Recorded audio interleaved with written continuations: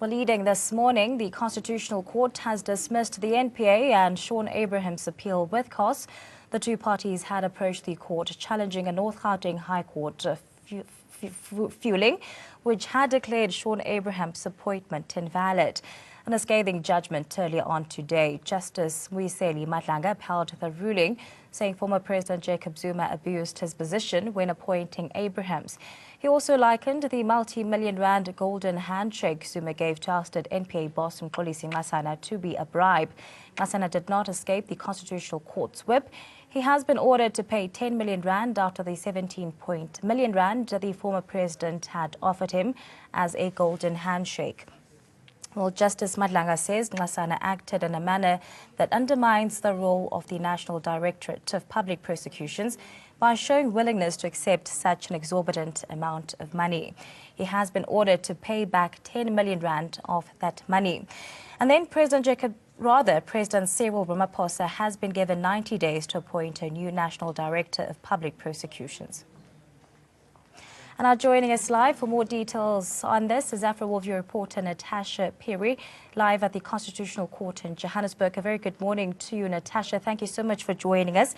Now, Shaun Abrahams has lost his appeal, with the Constitutional Court delivering the judgment stating that his appointment is constitutionally invalid. Just unpack further details with regards to that judgment in court. Definitely, Matabela, and good afternoon, or rather good morning to you and the viewers once again. What you've just said, actually, just reiterating what Chief Justice Madlanga had to say earlier on is quite correct. Shaun Abrahams has now been removed as the NPA head, and Mxolisi Nxasana has now been vindicated. We had opportunity to actually speak to him just not so long ago, and he says finally, his name has been cleared. He has been vindicated.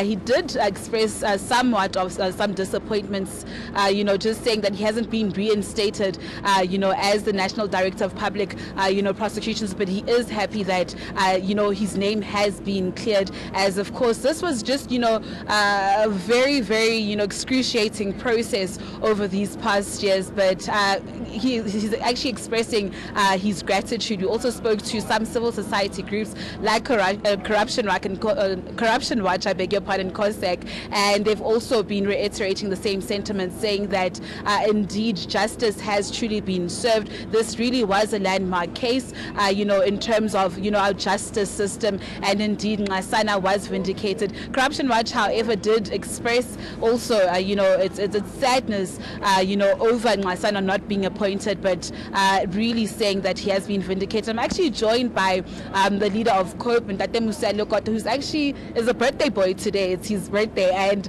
he made an appearance here at the Constitutional Court. Thank you so much for joining us in AfroWorldView. Yeah. Always a pleasure having you. And first and foremost, happy birthday.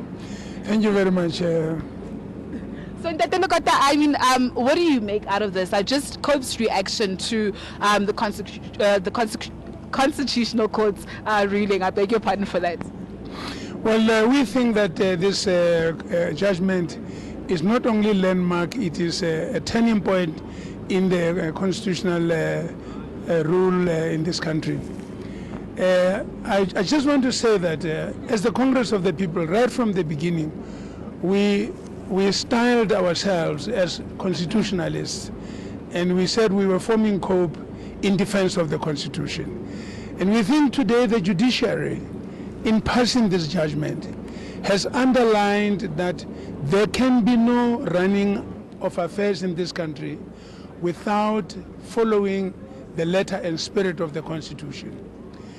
Because, firstly, because, quite contrary to what many people have thought, the fact that the president of the country, any official in that office, is given exclusive powers to appoint, for instance, officials of government, does not mean that the president, such a president or such an incumbent, may do just as they please. There's always the silent eye of the judiciary, which is placed there by the Constitution, to check whether what every one of us is doing in whatever office they are is in keeping with the law. And by finding that President Zuma acted completely contrary to the law, to the constitution and the law, and therefore setting aside his appointments and things like that. It has confirmed once again what our forebears used to say, icala aliboli, mulatu hauboli, crime does not rot. And at this time, the judiciary has stepped in to say he acted contrary to the law and he was wrong. History will always understand that.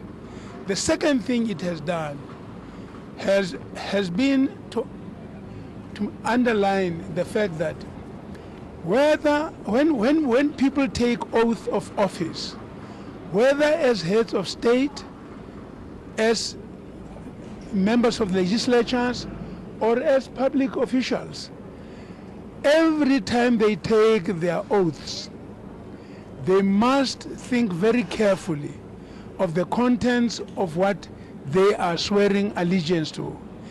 And therefore, if they feel that they're not going to do that, they must not swear and take that oath. And but once they've done so, they must know that there will always be consequences if they go contrary to that.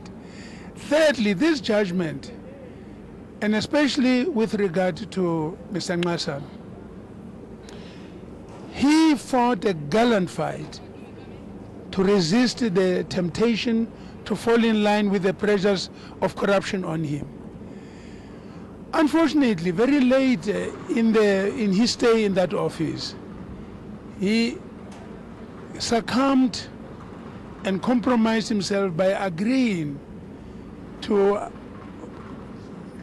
agree to with the golden handshake, and that is what now has come also to bite him. Many of us feel, and I certainly feel, had it not been for that, there would be no reason why to refuse him to return to office. But once he did that, he put it beyond his reach now, because the judiciary has now made it clear no one may be returned to office if they have compromised their oath of office one way or the other. And that is something that is important for future generations. This judgment underlines the fact that all of those who will come after will now learn to know that this generation of South Africans has not left a precedence that allows for anybody who has broken the oath of office to be returned to office. It's sad in the case of Mr. Nxasa, but it's unfortunately a lesson that our society and our judiciary had to give so as to protect the dignity of our constitution and the covenant we made with our people and with our God going forward into the history of this country. Just briefly, before we let you go, the president has now 90 days to appoint a new national director of public prosecutions. You as COPE, I mean, what are you hoping out of this? Any prospects maybe? Well, I hope that Parliament or whoever will recommend the best available men and women, so that the choice must be made from the quality men and women of our society. That's the first thing. Secondly, I hope that those who will go into that office must now know and will go there knowing that it's not a pastime thing.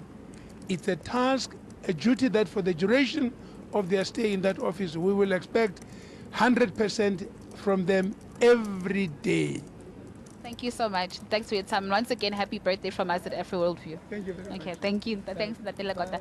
Of course, Matapelo and Ntate Lekota, they're just, summing up, what actually COPE actually thinks about this whole matter, saying that whoever the president now has to appoint must be somebody who's dignified, and just summing up what he's also saying cannot be bought and is independent. And of course, we're just reiterating the fact that the president now has 90 days to actually appoint the new Director of Public Prosecutions. Another pertinent issue coming out of, this court case is that Umxolisi Nxasana has to pay about 10 million of, the amount of 17.3 million rands. But from us, Matapelo, here at the Constitutional Court, it's back to you in studio.